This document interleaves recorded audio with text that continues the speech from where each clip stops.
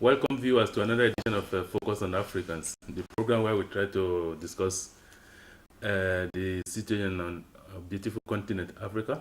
We do our best to go around the world, bringing you interesting personality. Today, we are in the northern part of Amsterdam. Our guest today is a beautiful sister from Suriname.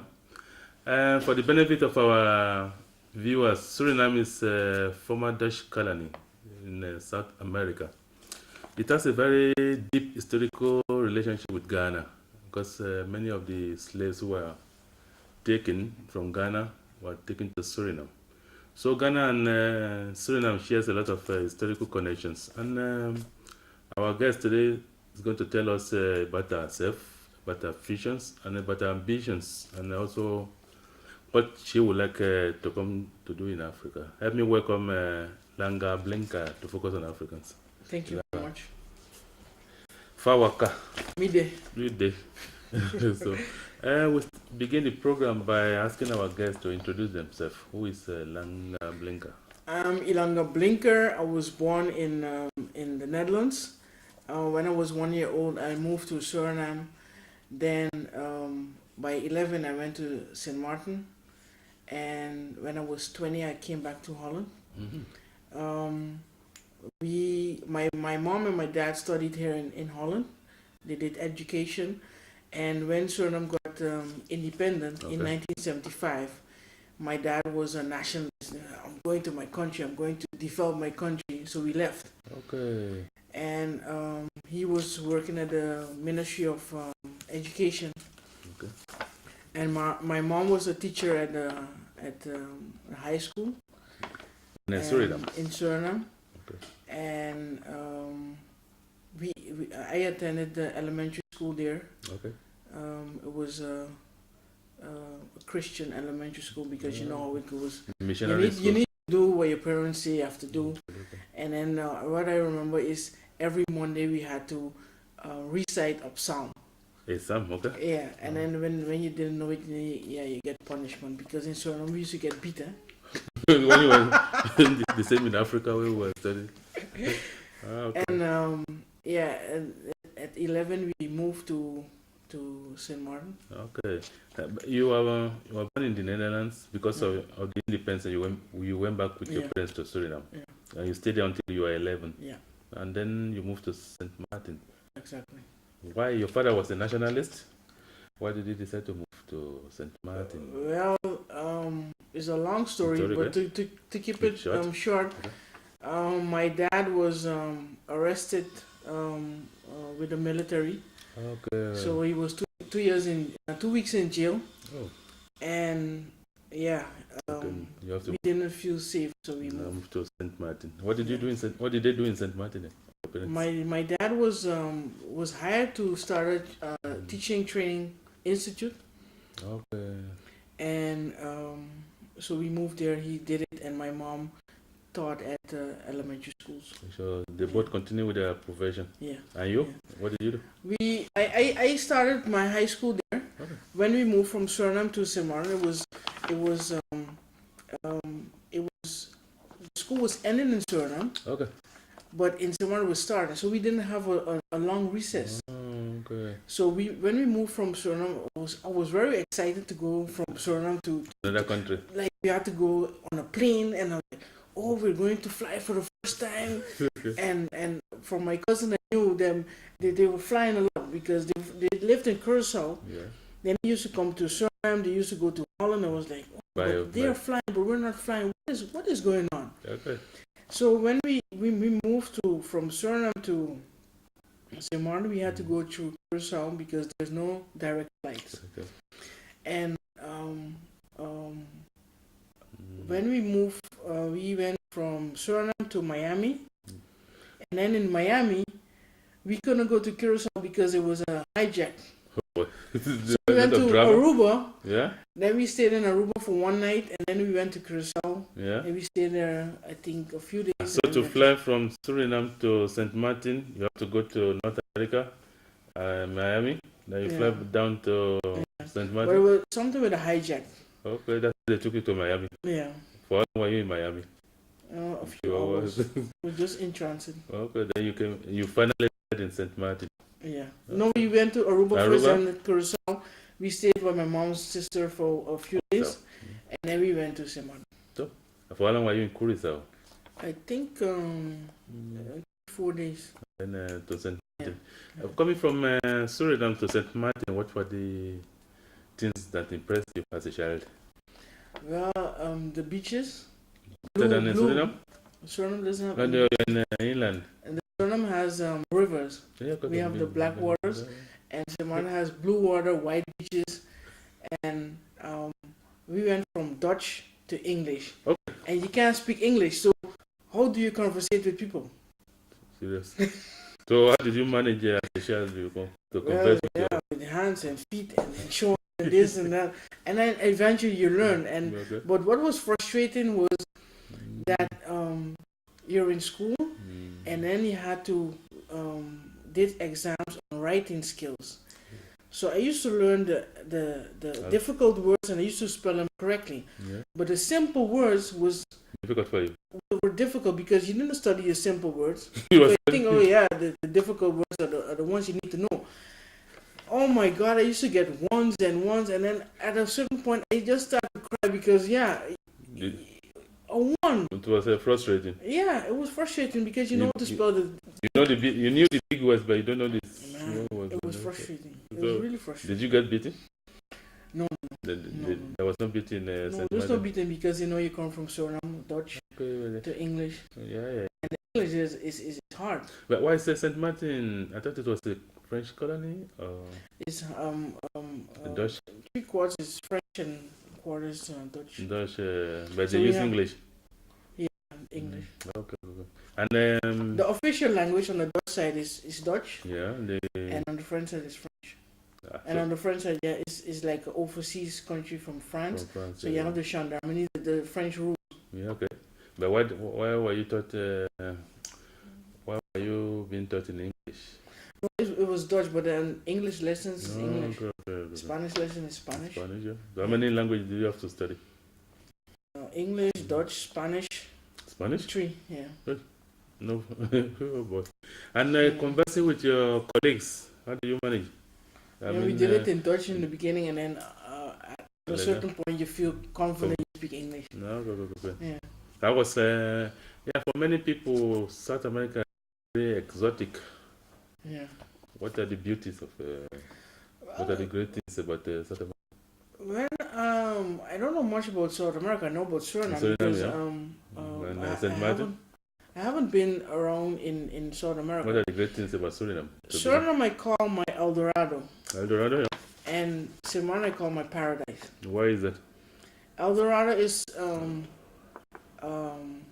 richness in gold resources. and stuff like that, resources, and paradise is the blue water, the white beaches. So you love both places? Yeah, I love both. What resources do they have in Suriname? We have gold, we have bauxite, we have oil, we have everything. Forest. We have forest, we have everything. A lot of wood. And St. Martin? There is tourism. The economy is based on tourism, and everything you eat, you need to get from outside. Why is that? No land to farm? The land is not to farm because they have rocks in the soil. Okay. Yeah. And your education in St. Martin, the high school? I did high school in St. Martin. What was it like then? How do you mean? I mean, life at high school in St. Martin. What were the things you were? It was good. The thing with St. Martin is we have one high school, Milton Peters College, and you have HAVO, VWO, and MAVO technical schools in one. Just like in the Netherlands, split? No, Netherlands you have different high schools, but in St. Martin is one. Okay, yeah. The Dutch speaking is one. Okay. So they have different categories: MAVO, HAVO, VWO, technical school, one premise. Okay. So all those 4 in one premise. Yeah. And then you have the English vocational school English high school is down the road, and then you have the vocational school. So it's in one road. You have two high schools premises, but one high school, Milton Peters College, has different departments. Okay. Yeah. And to what level did you study? For you, the highest level. Okay. And then what did you? Then I came here To the Netherlands. and I did. I started with the University of Law. Okay. And the question is, why did you decide to come back to the Netherlands? Because I had to further my studies. Okay. Yeah. You left your parents St. Martin? Yeah, my parents. My brother left the year before he went to Aruba to do his technical school. Okay. And the day we left, I think it was the 29th of June, 1993. We left St. Martin, and then the 3 kids left in one plane. Really? To Holland. Yes. Yeah. Hello, you left your parents back St. Martin? Yeah. Oh. What was the goodbyes like at the airport? Wow, that was heavy because in one day, all your 3 kids are gone. Why was that? One left already to Aruba, but yet it was 3 on one plane. Why was that? Was it planned or what? Well, You decided to leave on the same day? We had to leave on the same day because my sister and I finished our education at the same time. Okay. And my brother didn't want to stay in Aruba. He wanted to come with us to Holland. So do you have we came on a scholarship from St. Martin. Okay. But do you have families here then? Yeah, we have a lot of family. Okay. But our family is scattered all over the place. We have family in Germany, in Holland, in Suriname, in Ghana. In Ghana? Yeah. The Blinker family? No, there's Pengo. Pengo family? Yeah. She's my cousin is married to a Ghanaian. Okay. Do you have contact with them? Yeah. Which part of Ghana?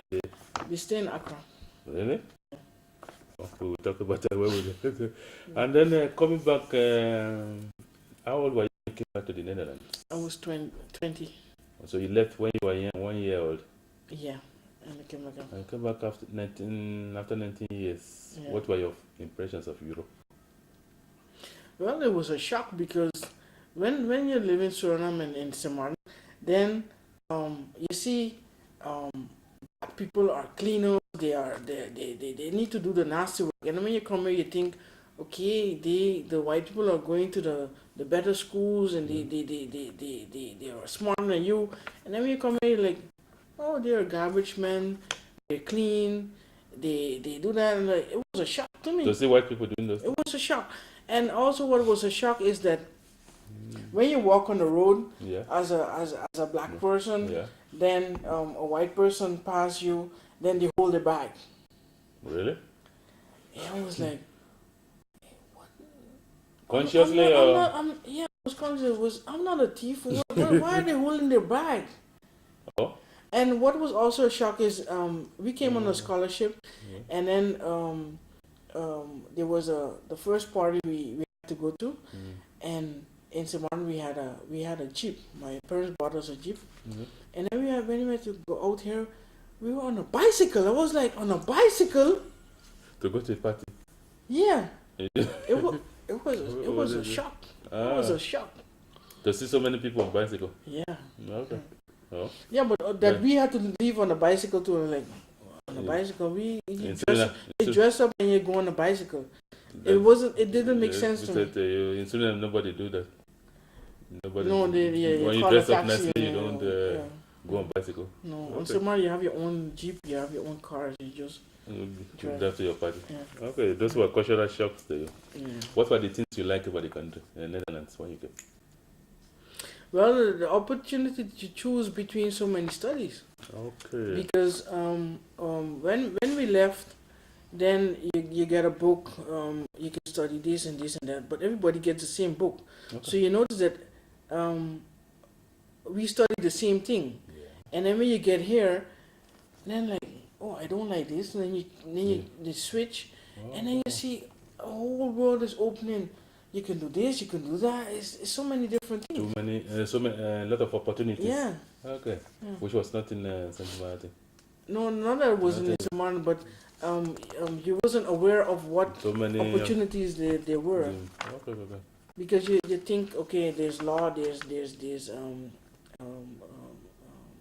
for your hair, there's different things, but you can do so many things. So many things. And what did you choose to study?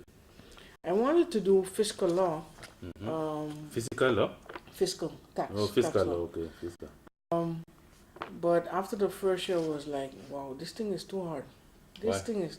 Money No, gives you it's too. problems? You have these thick books, and then you have to read. You have to read so much. Like, I don't like to read. I like to be with dealing with numbers and stuff like that. Yeah. And because I was so conditioned with law, I didn't know what to do. So I went to a lady. We did a test on. Okay, I don't want to do law anymore, but what can I do? Because I didn't just want to switch.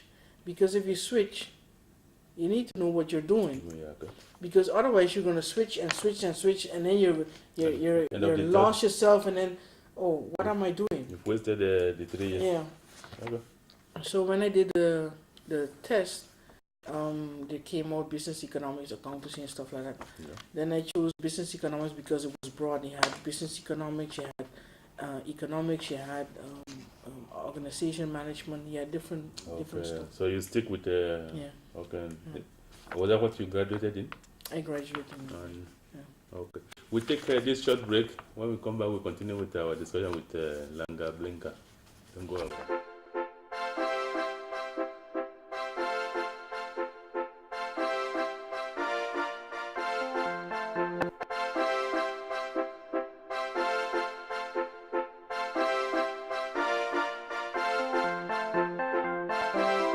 On this program, Focus on Africans, hosted by the popular Pan-African writer Femi Akomolafe, who has devoted his entire life to championing African cause. We highlight this problem and try to look for solution.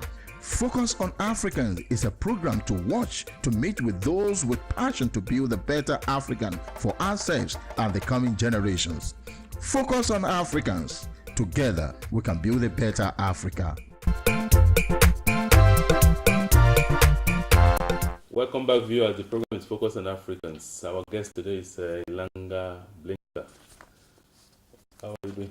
I'm fine. Okay. Yeah. You got your diploma in business economics. Yeah. And what did you do after?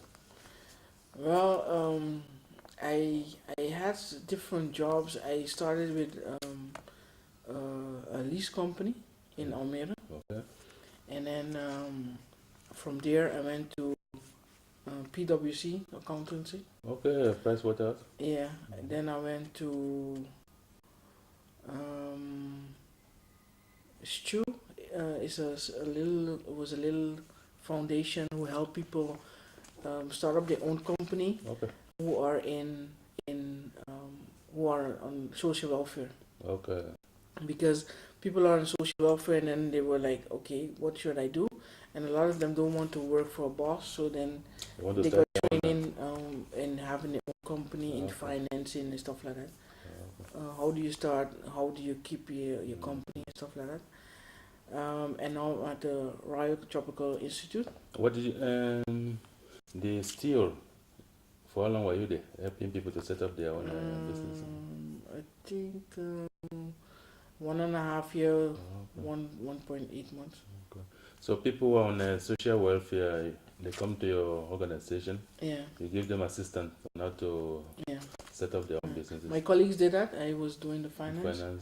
And my colleagues they had advice and trainings. Was it a national thing or located in Miri or Amsterdam? It was Amsterdam. Okay. Amsterdam. Was it a success?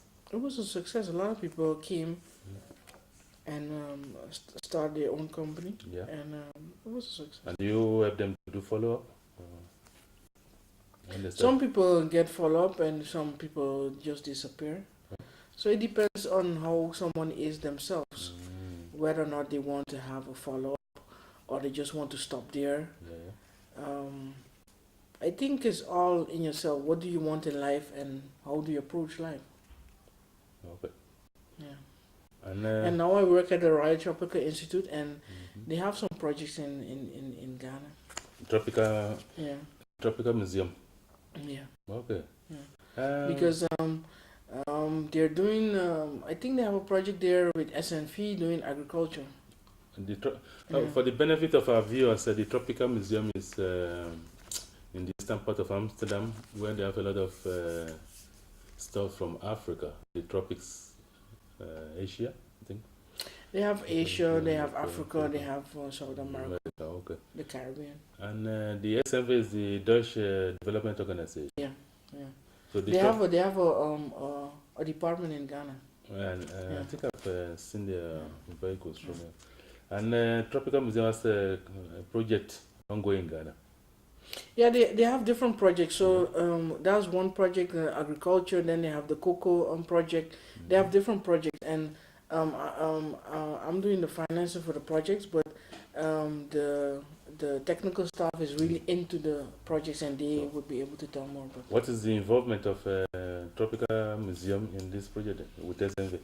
No, you have the Is it Royal Tropical collaboration? Institute Yeah, KIT. and the KIT. Yeah. The museum is part of it, but I'm Okay. not actually Okay. by the museum, but Okay, because yeah. people know the museum, Yeah, yeah. then I say the museum. Okay. But we are more based on doing projects Yeah. in Okay, that's the Koninklijk Institute Tropics of yeah, Royal Institute of Tropical. Royal Tropical Institute, and then Okay. Dutch is Koninklijke Institute for the Tropen. So there's more like an institute. Yeah. You get people from Africa, they come there to do research and stuff like that. Yeah, we have a part where you can do a course for a year. Okay. People who are in health, they do a year. They get scholarship. And from tropical NIFED. diseases. No, they I don't know exactly what it is, but they have a year of study. Then you can do in health. Yeah. Then when you go back, you a lot of them get higher positions in the country, and we have a lot of Africans, Asians, and stuff like that. Okay. And it's a tough year. The students come here. They start from September till August, Yeah. and it's a full year of hard work. No. No. And then when they finish, Yeah. it's like I'm finished. And when they go back, Yeah. it's a world opens up for them. Yeah, because it's the diploma is well recognized. The Yeah. Okay. Yeah. And you are in charge of the financing. I'm doing the finance. How long have you been there? More than 2.5 years. In December is going to be 3 years. 3 years. Yeah. At the same time, you're running your own company. You started this festival Africa. Exactly. Yeah. What is the festival about? Festival Africa is getting to know Africa on a different way in the Caribbean. Okay. When you look in Holland, what do people know about Africa? People know about Africa is famine, poverty, so, HIV/AIDS. Wow. That's the war. That's what they know. Black people chopping up each other, stuff like that. And what it also know is djembe. Djembe, the drumming? And yeah, but Africa is not a country; it's a continent. Okay. And people see it as a country. Even a village. Yeah, and so trying to bring Africa to a different light, that they have more than djembe, they have more than the war and stuff like that. And the festival is done out of self-esteem and self-knowledge of black people. Okay. And if you look at different festivals in Holland, Okay. who profile Africans, it's done out of pity of Africans. And if you look at the name Africarib, it has a dash, and Afrik dash Carib, and then it's next to each other. Okay. And why is it? Because from Africa to the Caribbean, there's no direct flight. Oh boy. No? When you go from Africa to the Caribbean or from the Caribbean to Africa, That is- you need to go to North America or you need to go to Europe. And therefore, Wow. the slogan is crossing bridge. crossing borders by building bridges. Okay, that's the dash you have there. Yeah, So there should be direct connection with. there need to be a direct connection Yeah. because that's why when you look at black people, we are not proud where we come from. We're not proud of where we're going. Of our roots or And identity. Yeah, and then when you talk to them, oh, I'm going to Singapore, I'm going to Thailand, and I'm like, okay, why not going to sub-Sahara Africa? Or when you go to Africa, oh, I went to Morocco, I went to Egypt, I went to Tunisia, but that is not Black Africa. Okay. I see. Interesting. You brought up this topic. When you look at the global map, and West Africa directly to Caribbean should make a better sense. But instead of crossing to North America. Exactly. But people don't think about that. No. But I think it's not that they don't think about it, but people always think in money, making revenues, making profit, and I guess maybe they think from the Caribbean to Africa or across is not going to be beneficial, profitable. Yeah, they don't. Okay. I think that's how. Yeah. I know. So were you the initiator of this festival? Yeah. And what gave you the idea? Well, there was in Almere you can organize something for your neighborhood and you get money from the municipal subsidy. And and so I got a paper home, and I looked at it and I was like, then I threw it away, and then I spoke to someone, and I was like, yeah, I got a paper home. Mentioning that you can get money if you do something for your neighborhood. Okay. And she said she's going to do something. Then I went back home and looked for the paper and I wrote a project plan. And that was the beginning of it. Okay. And the first edition was in 2005. Okay. And this year was the 8th edition. And it's tough because I do it besides my full-time job at the Tropical Institute. I have a board and who helps on the day and along to the along to the festival. Yeah. But it's a lot of work, and to run a festival very well, I think you should run it like a business. It shouldn't be a part-time thing, it should be a full-time thing. But I haven't done it full-time because you always think about at the end of the month you need to pay your bills. Okay. And it's a risk to just leave. So how many, the festival itself, what are the things you organize there? What do the people do? How long does it take? The festival is a day festival. A day festival. Okay. Yeah, we have music. So we have artists coming from different parts of Africa, the Caribbean, Europe, Holland. In the beginning we had workshops. We had like a film from Surinamese who went to Ghana. Okay. And the film is called Katiboyeye. And is it a documentary? Yes, a documentary. Okay. And a Suriname guy is working together with a Ghanaian, Stephen Corsa. Yeah. He used to work at the Elmina Castle. And the idea was that the Suriname goes to Ghana, check where he came from, see how it is, roots, and then he brought the Ghanaian to Suriname. Okay, exchange of... it was an exchange. Oh, wow. And then the Ghanaian was like, Suriname is the best kept secret of Africa. So things we do in Suriname are not even done anymore in Ghana. Yeah, that's I said, viewers mentioned that Suriname share a lot of historical relationship with Ghana.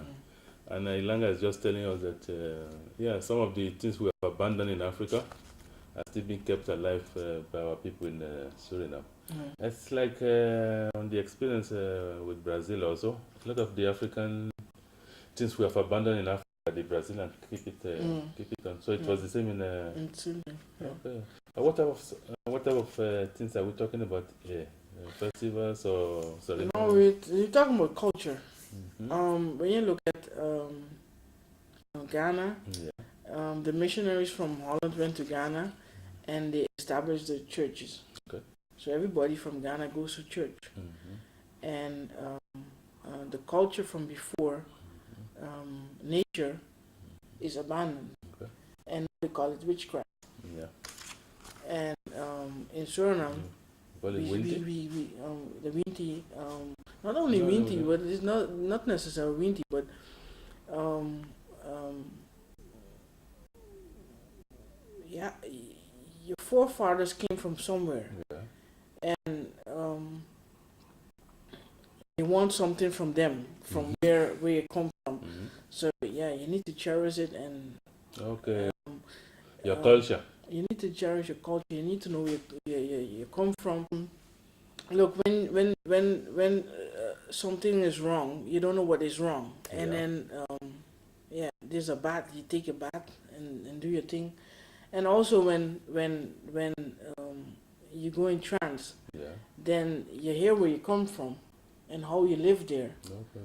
So yeah, You are transported back. yeah. Okay. And you have the Anansi stories also. You still have them in Suriname. I still have them sure. Do you remember any? There. No, I don't know them. But there's a gentleman here in Amsterdam who teaches that. Anansi, is he from So Suriname? yeah, he's from Suriname. So he gives workshops on Anansi stories. Oh, you'd be interested to talk to him. Yeah. Okay. Yeah. And let's talk about event management. Hmm. What does an event manager do? Well, event manager. When you look at a company, let's say a telecom company or a beverage brewery? company, Yeah. then you have an event manager. When a new product is launched, Yeah. then the event manager needs to launch it in a certain way so that the whole country knows about it. So he needs to market that new product for the whole country or worldwide. Is it like it's more than a marketing manager? It's more than a marketing manager. What does it involve? Well, it involves more than marketing, because marketing involves like branding, Yeah. bringing your name out. But event manager is actually for the Business product that you want to launch, Okay. and how do you launch it, because you need to set up an event, and a marketing manager is not only looking at Looking an event, but is looking at the whole product the product. for a longer period and stuff like So that. the event is you concentrate only on that launch as an event manager? You concentrate more on events. On launching, successfully launching the Yeah. product. Yeah. Okay. And yeah, so far, how many events have you launched? No, I'm not an event manager. But I'm, you organize festivals. I'm director of Festival Free Carib, so I do Okay. my own festival, Mhm. Festival Free Carib. But I would love to be an event manager for a company, maybe in Ghana. Okay. But I'm not an event manager. Okay. You would love to go to Ghana Yeah. and organize events. Yeah. Okay. Like when you look at Ghana and the rest of Africa, you see that reggae is a very important music genre. Yeah. People love reggae, and reggae brings you back to your roots, and it makes you reminisce on different things. Okay. So reggae is something universal. It's powerful, and I think therefore people really like reggae. Okay. So you would love to go and Explore Ghana and work in Ghana, okay. and Which areas of interest to you? um, a private company. Tourism branding, tourism bringing Ghana more out in the world, so that people can visit Ghana more, because Ghana is a stable country in Africa. Okay. We talk about your your future projects later. Yeah, But you are in South Africa, yeah. and you organize a cultural and education project. What can you tell us about it? I went to South Africa in 2007 Mm-hmm. with my foundation, Africa Read Foundation, and we went with 9 different cultures from Holland. We went to South Africa to work with South Africans on theater. We made Theater. yeah, we made 7 theater pieces in 10 days, Mm-hmm. and it was more to bring the Dutch youth Yeah. closer to the South African youth. Okay. And when you look across the line, we all deal with the same things. Human beings. Yeah, love, um, um, um, The struggle for life, existence. everything. What do you call it? When you're young, Yeah. um, Youth. you, the youth deal with the same thing. They have problems with their Education, parents. They want to love this one, and it's not possible. They want to do this, it's not they possible. have the same frustrations, the same ambitions. Yeah. So in South Africa, we did a lot of things. We had the Nelson Mandela Museum, Hector Peterson Museum. We had a lot of workshops. We watched movies, talked about it, talked about HIV/AIDS. We talked about different things. Okay. And when we went to the township, Yeah. you see that like a lot of houses need to use one toilet, The shared and the toilets, toilet you can't flush. And when we go to the toilet here, you just go in and the flush. version there was- So it was a project for the youth to realize other what am I people complaining about? yeah. What are my counterparts doing in South Africa? Yeah. How do they live and how do I live? It's like holding a mirror in front of you and think about, oh, what am I complaining about? Yeah, It is a wonderful project. If anybody wakes me up at 3 o'clock in the morning and say, let's do it again, I'm up.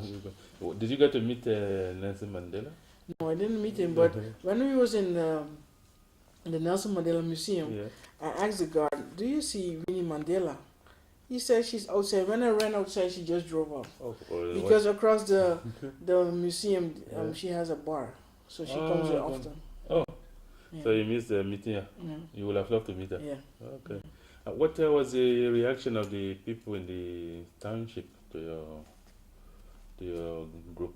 How did they receive you? They received us well Mm. until you bring the cameras, then they don't talk anymore. So you have to go to them without cameras and they talk. But we were well received. And, Were they camera shy or no, but they don't feel like comfortable with it? you don't feel comfortable. It's like when you come with a camera, you come and look at the monkeys, stuff like that. Oh, It's yeah, it's not good. It's not good. Okay. You also organized a soccer project in the Gambia. Yeah. What can you tell us about that project? Well, the Gambia is the first project I did. Okay. The Gambia was the first African country I visited. Okay. And I remember wanted to go to Africa, and my first country I wanted to go to was Zimbabwe.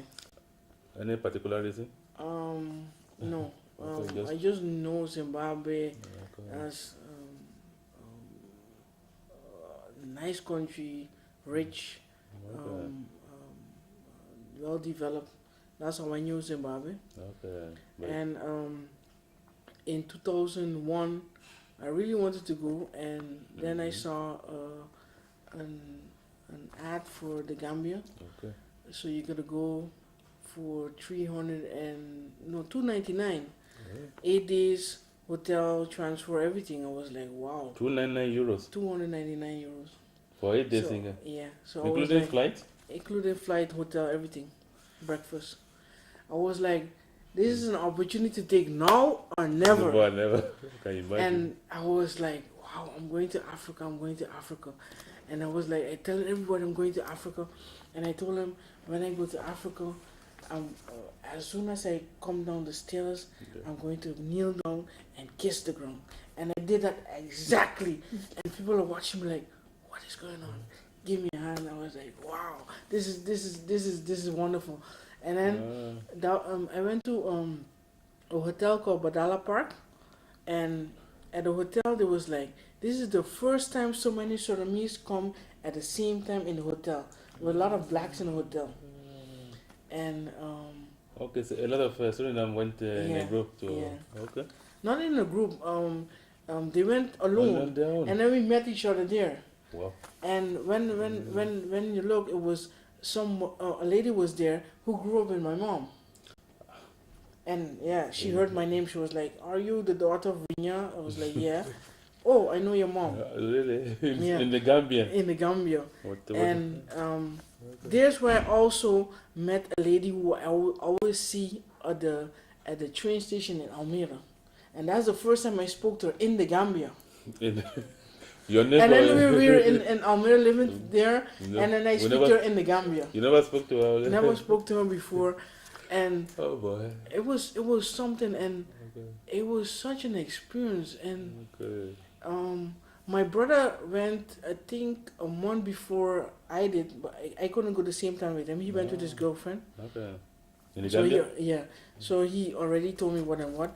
So I got a lot of information from him, and he made some films. So I watched it. I was like, wow. And then the same taxi driver he had, I took Malcolm, and then we went all over the place. But before I left, Yeah. I had my paper. I did my research, where I want to go, Oh, yeah. what I want to do, how do people live there, everything I did.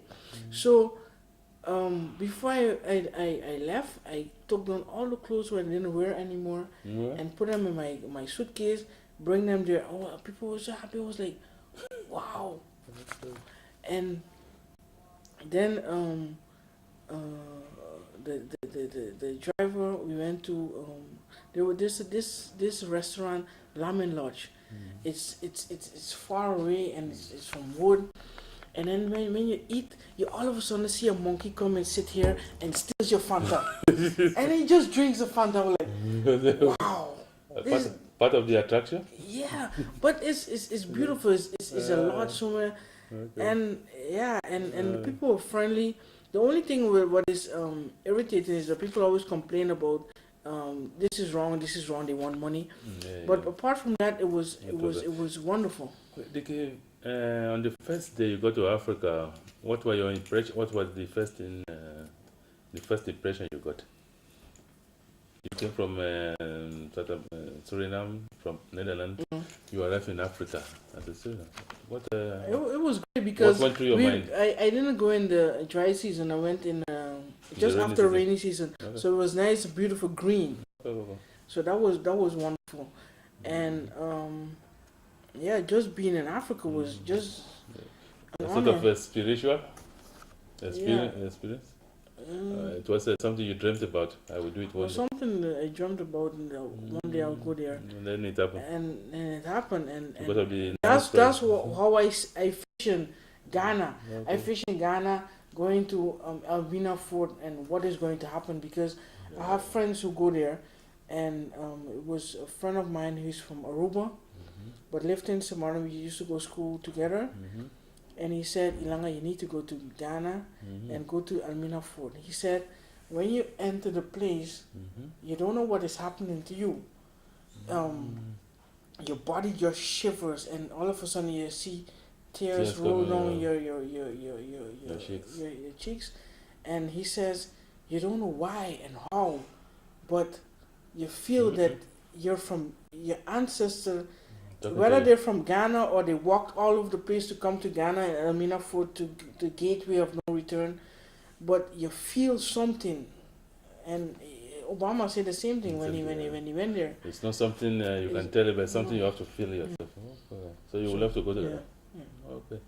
And then and also I always hear about Makola market and the Ketia market, so I need to be there. The challenge to negotiate with those people. You want to negotiate, but they would think you come from Europe. You should have a lot of money. Why you? Yeah, but I heard is the challenge is to negotiate Yeah. and see who wins. So So it's for you. That's a challenge. That's it's a something challenge. We need to go. You don't do that in Suriname. No. You don't bargain. No. So this is the price you just pay. Yeah, you bargain, but it's not the challenge like in Makola market. I hope to see you in Ghana. Then we'll go to Makola market and see your bargaining. Okay. Yeah. Viewers, the program is focused on Africans. Ylanga Blinker is our guest today. I hope you are enjoying the discussion with Ylanga. Let's take this short break. When we come back, we continue.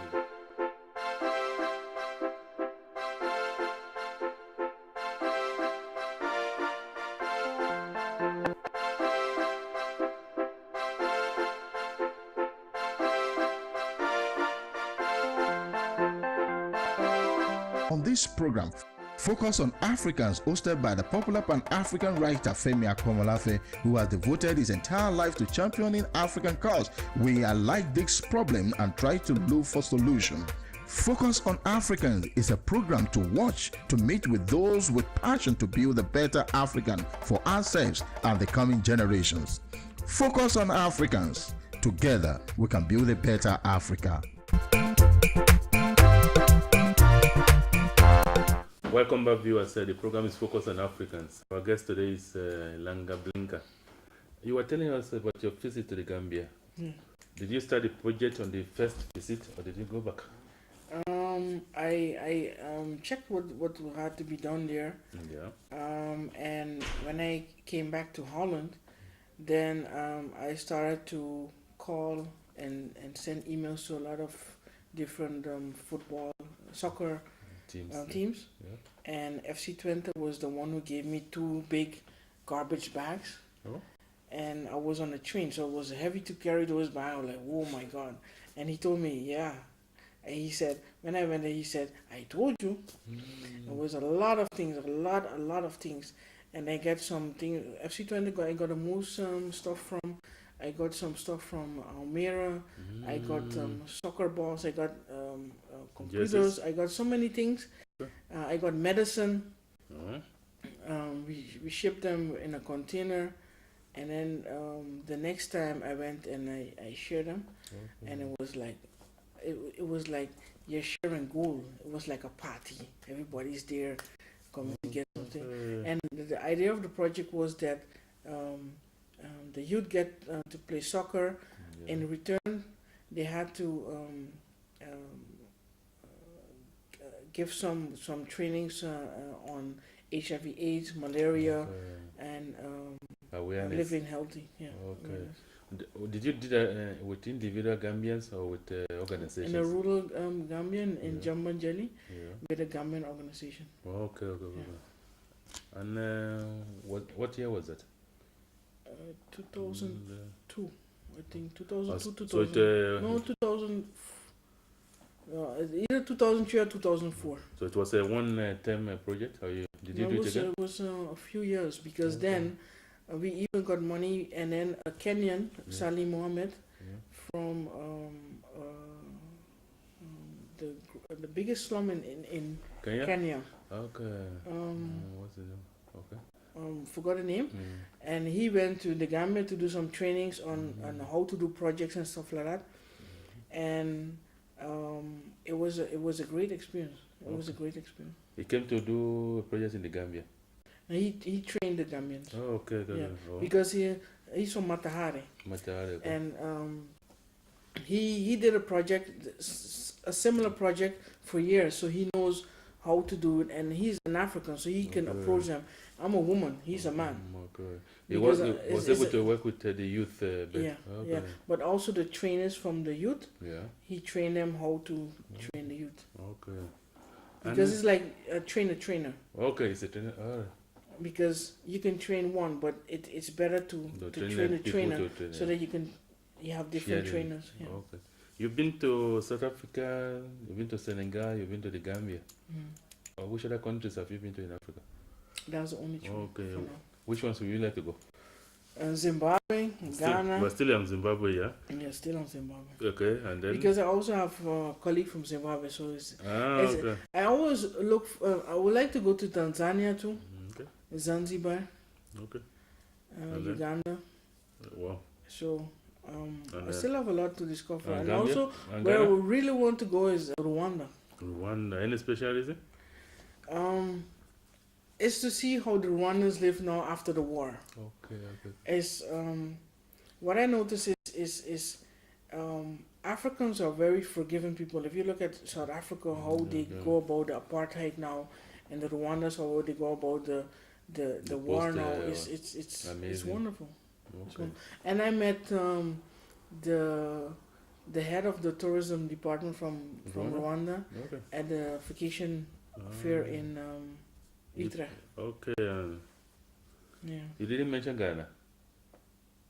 The countries you would like to visit. Yeah, it's Ghana. I mentioned Ghana. Oh, okay. Ghana, yeah. So Ghana, why do you want to go to Ghana? I said before, the Amina Ford, the Makola Market, Ketia Market, family visit. I want to float on the Volta River.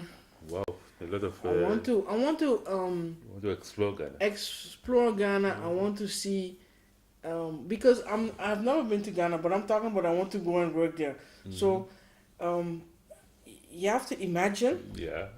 And then go and see. Yeah.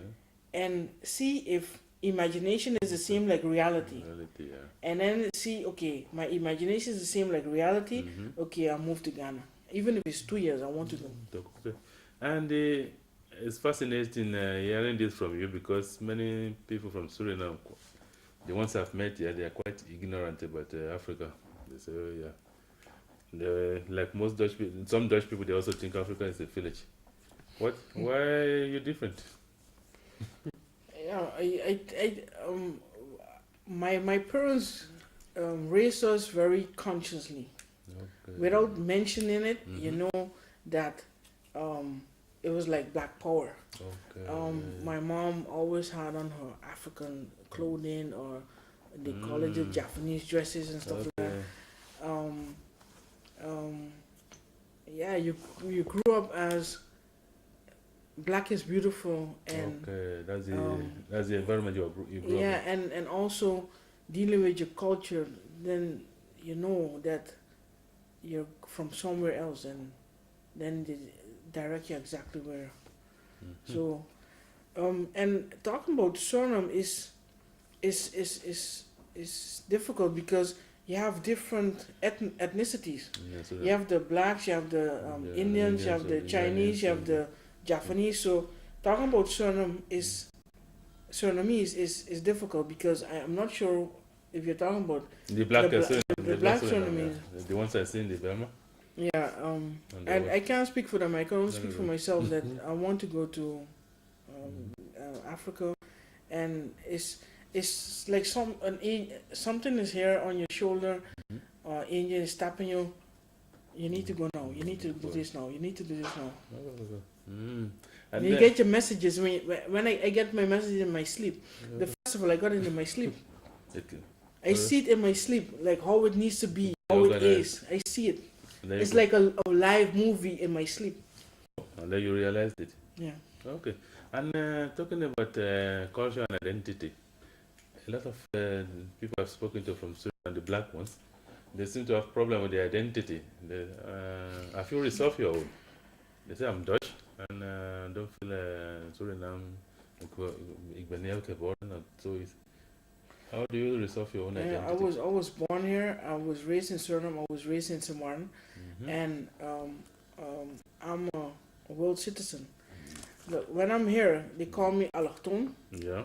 When I'm in Suriname, they call me from the Antilles. When I'm in Samarn, they call me Surinamese. So I don't belong anywhere if I listen to people. So you choose your own. So I choose my own identity. I'm not gonna call myself Dutch because they don't call me Dutch. They call you allochthone.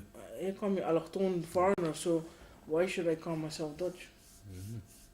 And when you look at the Dutch when they're born somewhere else, Yeah. they call themselves I'm South African, I'm Ghanaian, I'm Surinamese. Mhm. But when you're born in their country, you're not Dutch. Okay. So it's strange. You have connection with a lot of Africans. Yeah. Mm.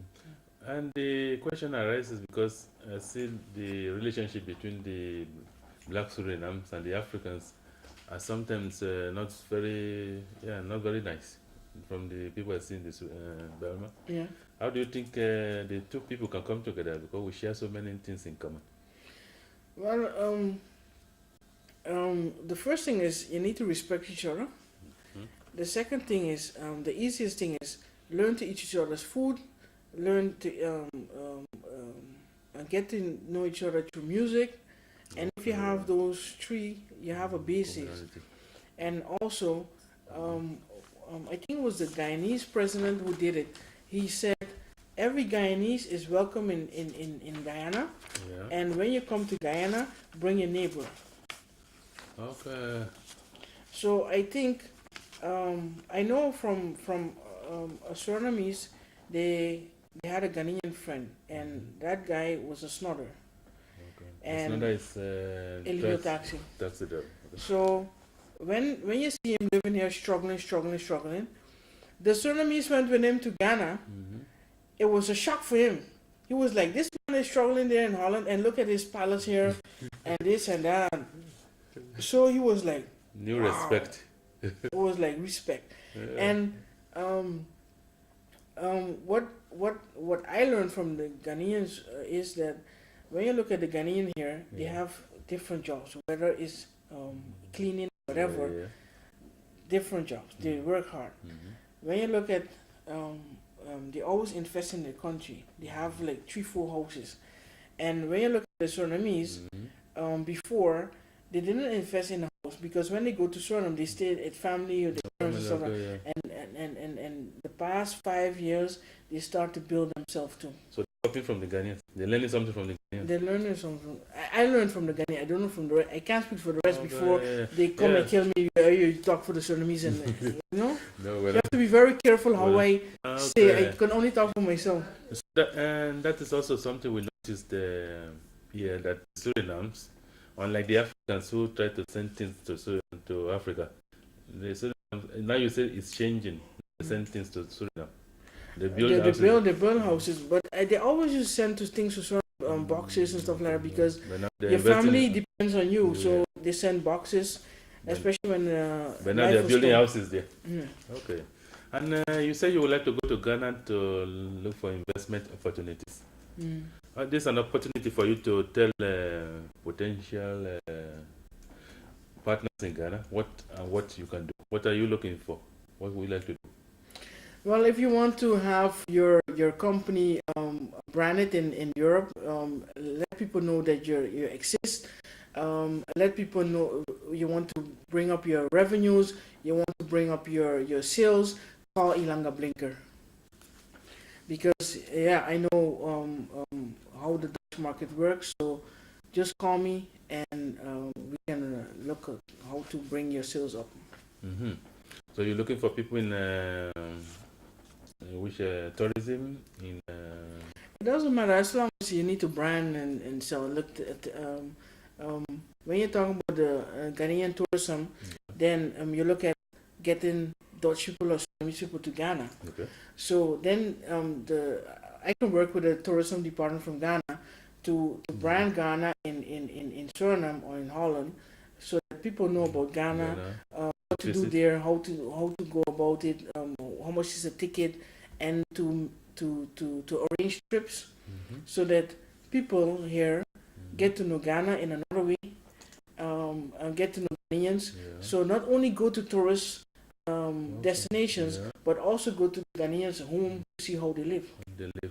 So you like a sort of partnership where people from Suriname can go, maybe go to villages, stay with people. Is that the type of thing you're looking for? Not to play the tourist, but I guess they want to stay in a hotel, but during the day you go and visit tourist homes, places, but you also go to meet ordinary homes. Ghanaians. Yeah, Okay. and not only Surinamese people, just think global. Okay. And what are your visions for Africa? Well, it would be good to see Africa on the pedestal it needs to be, because if you look at the resources in Africa, there are so many, and the cobalt that is used for a mobile phone is found in Congo. And why is Congo suffering so? If there are how many millions and billions phones in the world, how much money from that cobalt is going to Congo? So if it would be nice to have an African Union, it would be nice to see that Africans work together. It would be nice to see that African leaders really go for the country and not for themselves. And also that the African leaders invest their money in Africa, because now they put their money in the Swiss bank. Mobutu died. Where's the money? The money is in Swiss. Swiss is a beautiful country, but the countries there where the leaders are from, they don't get the money back, so it can be developed. And I think that the Africans should fight for the money that the leaders have in Swiss who died, bring it back to Africa and invest it in infrastructure. That's a very good point. And try to have the street flights from the Caribbean and South America to Africa, so that you have different markets and not only the Dutch and the Americans, the Europeans and Americans. We should explore the Caribbean markets as well. Yeah. Okay. Yeah. On a personal level, what are your own plans for the future? Well, think more about myself and stop thinking about others too much. Put myself first. And what ways are you thinking about doing? No, the thing is, when I do something, I always put somebody else first. but it's time to put myself first. Why is that? Because when something goes wrong, Yeah. nobody helps. But when Oh, something is okay. going wrong, That is sad, yeah. Yeah, viewers, we've had a very interesting discussion with Ylanga Blinker. And she has very good ideas from which we can learn. As usual, from the program, we try to generate ideas on what we can do to improve situations on our continent in Africa. As she rightly said, our leaders have no business putting our money in a Swiss account or wherever. The money should be invested in the continent so people can start living decent lives. My name is Femi Akomolafe. The program is focused on Africans.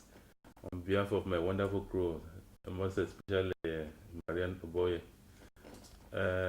Also, we thank our advertisers, and if you like to advertise on the program, you'll see the information scrolling on your screen.